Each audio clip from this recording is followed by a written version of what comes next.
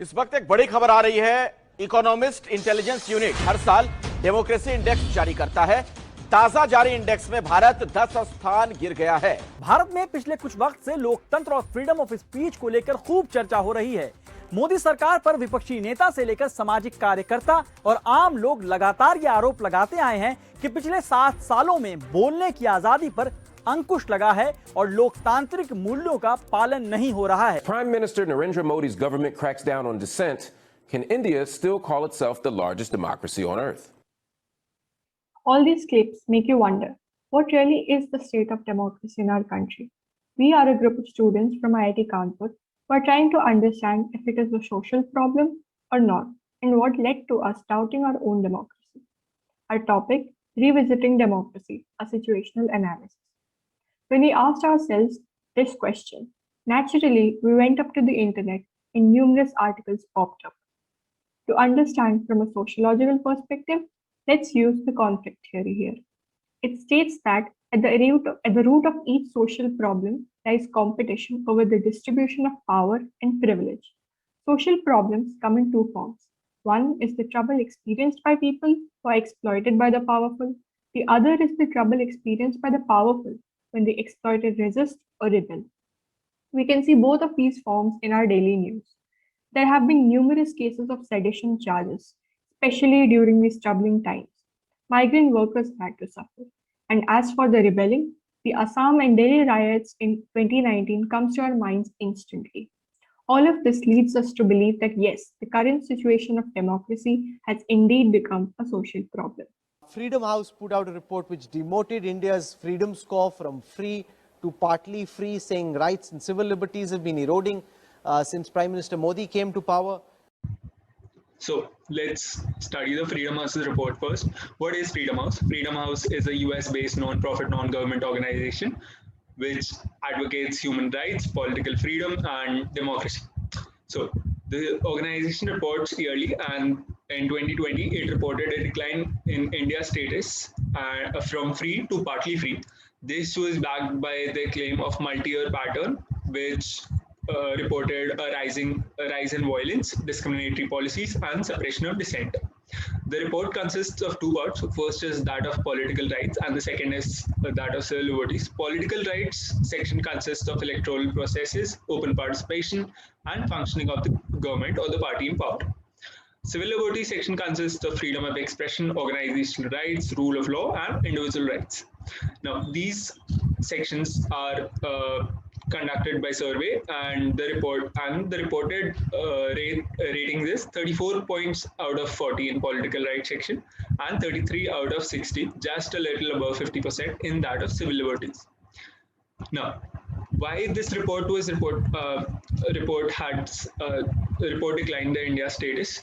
First reason was that of freedom of expression was under threat, according to them, and the journalists, academics, or other activists who raised or addressed politically sensitive topics were intimidated or harassed, as per reports. So, second was the suppression of protests. Now, several policies were not received well by the audience or by the Janta of India, and the Citizen Amendment Act was one of them. There were severe protests, some violent and mostly non-violent, which were suppressed by the authorities of the party in power. Majority protests held in Delhi. The Citizenship Amendment Act itself was considered internationally a discriminatory law, which was passed in late 2019. The law offered special protection only to the non-Muslims of the neighboring states. Then, to suppress these protests and dissent, sometimes local authorities shut down the internet, and this was also considered as a factor in declining India's status. Another thing was controversial citizenship register, which although has not been passed as a law, but is being opposed nonetheless. Millions of people were affected, and especially those of ethnic minority, and there were also reports that the governments were building concentration camps for the ethnic minority. Next. So how does India respond to the problem? These reports come off as big accusations on the government. Hence, there are responses both supporting them as well as against them. Former Chief Justice of Delhi, AP Shah, slams government for weakening institutions of democracy.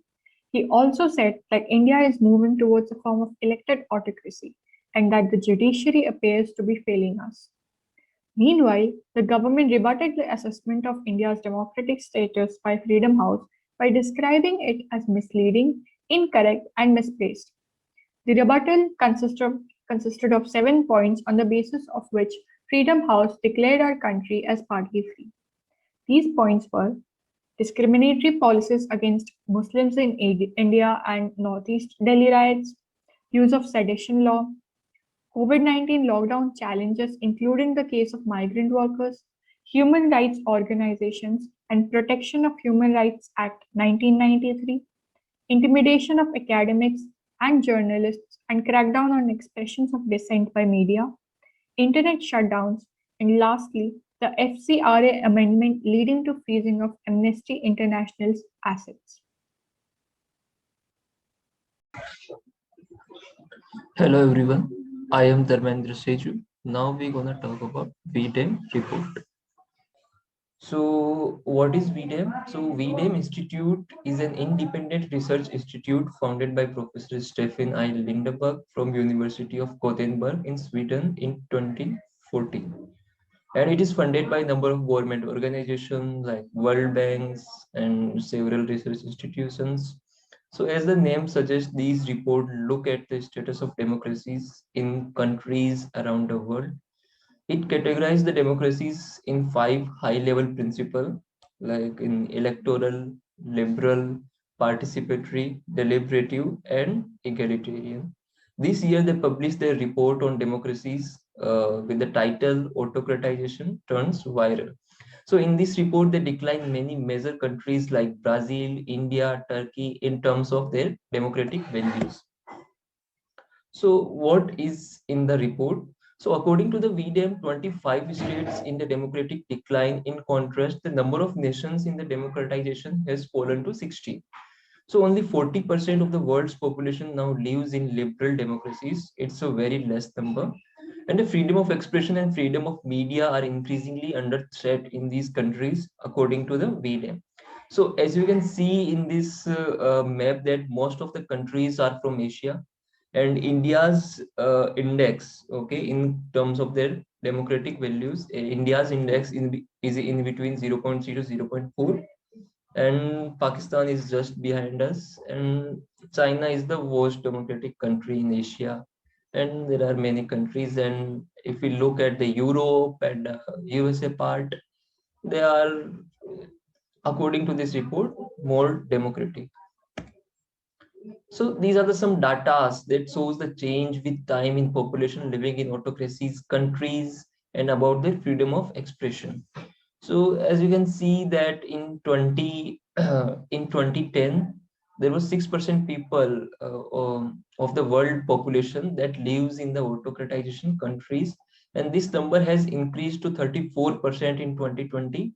And the next shows the share of the people that lives in the autocracies. So in 2010 it was 48%, and after the 10 year it has increased to 68%. And in 2017, the number of countries threatening freedom of expression, this number was 19, and it has also increased to 32 in after the 3 years in 2020. And a report says that India has turned into electoral autocracies. So India's liberal democracy index was 0.57 out of 1 in 2013, with a 23% fall. It is 0.34 in 2020, according to this report. So India ranks 97 out of the 179 measured countries, according to the liberal democracy index. So this chart shows the India's score in the various fields, like the electoral democracy index. So electoral democracy index indicates that the extent to which free and fair elections are held, and freedom of expression and franchise liberty. So India's score in this field was 0.45 and India's rank was 101 out of 179 countries. And we have talked about the liberal component index. Now, liberal component index indicate the institutional robustness and liberties, judiciary, parliament, and rule of law. So this liberal component index include these factors, and India's score in this field was 0.69 and the rank was 88 out of 179 countries. And egalitarian component index, so this indicate the extent to which all social group enjoy participation in politics. Okay, and India's score in it was 0.48 and rank was 124. And then there is a participatory component index. This indicates the active participation of citizens in political and non-political processes. And India's index was 0.54 and rank was 91 out of 179 countries. Okay. Then there is a deliberative component index that this indicates the method used to reach decision in polity. And India's score in it was 0.51 and India's rank was 126. It was very less as compared to other indexes. So what are the factors because of that India was downgraded? So according to VDM, India's autocratization has followed a typical pattern of institutional and deterioration over the last 10 years, where freedom of media, academia, and civil society were curtailed first and to the greatest extent. Further, it cites that use of sedition laws where over 7,000 have been charged and defamation laws to silent journalists. According to the report, most of the decline occurred following BJP's victory and their promotion of the Hindu nationalist agenda. So this line is like exact written in the report.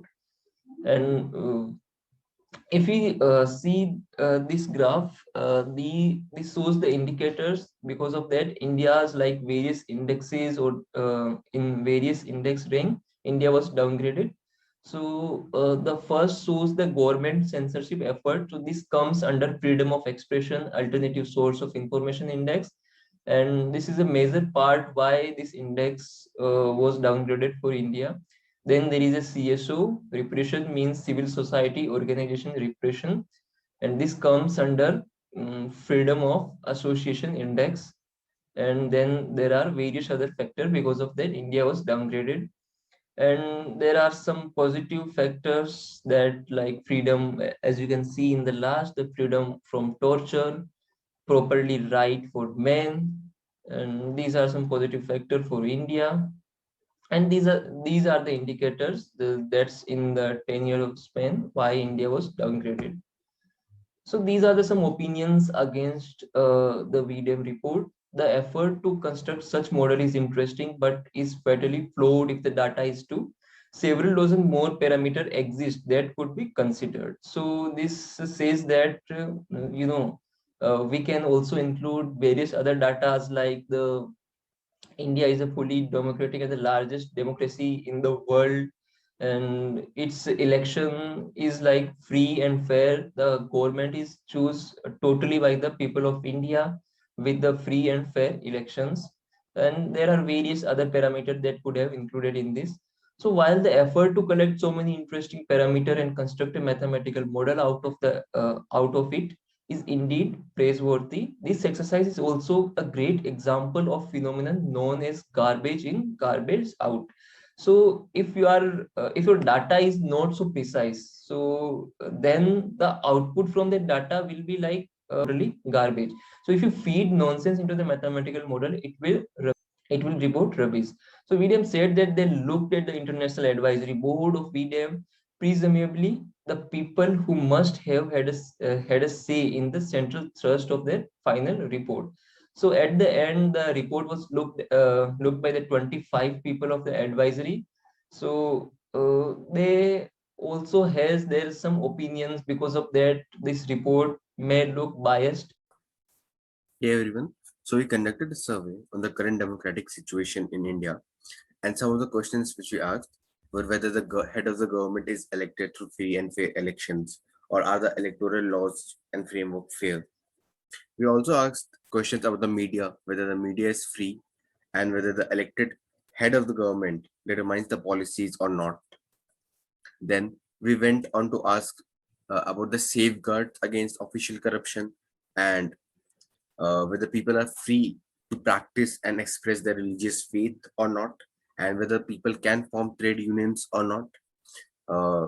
And at the end, we also asked our judiciary whether there is an independent judiciary or not, and whether rule of law is upheld. So, according to the responses we received, we did receive a decent number of responses, and according to those responses, about 68% of people did say that they believe elections to be free and fair, and about 88% of population says that there aren't strong safeguards against official corruption, and about the same percentage of people also feel that media right now isn't free and fair. Uh, although large population did feel that there is freedom to assemble and form unions and organizations. And to my surprise, more than 80% people say that there is an independent judiciary and due process prevails. And possibly due to certain and sedition laws, 68% of people feel that there isn't safety from illegitimate use of physical force. Thank you.